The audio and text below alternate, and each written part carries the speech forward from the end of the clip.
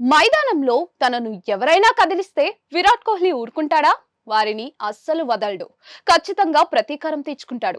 Recent గా Chinnaswamy stadium వేదికగా ఆర్సీబీపై Delhi Capitals విజయం సాధించినప్పుడు కేఎల్ రాహుల్ ఇది నా అడ్డా అంటూ కాంతారా సెలబ్రేషన్స్ చేసుకున్న సంగతి మనందరికీ తెలిసిందే.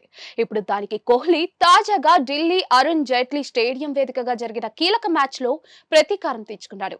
ఈ మ్యాచ్ లో ఢిల్లీ క్యాపిటల్స్ పై 6 వికెట్ల తేడాతో రాయల్ ఛాలెంజర్స్ బెంగళూరు అద్భుత విజయం సాధించడంతో కీలకంగా వ్యవహరించాడు.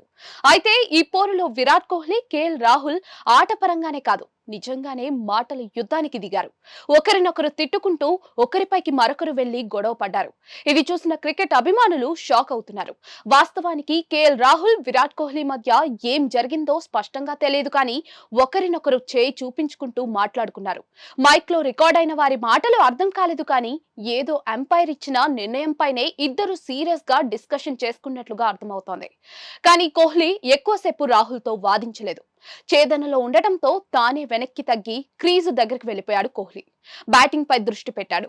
రాహుల్ కూడా అసహనంగా అక్కడి నుంచి వెళ్లిపోయాడు. ప్రస్తుతం దీనికి సంబంధించిన వీడియోను మైదానంలో మాటల యుద్ధం అంటూ స్టార్ స్పోర్ట్స్ ఛానల్ సోషల్ మీడియాలో షేర్ చేయగా అది కాస్త వైరల్ గా మారింది.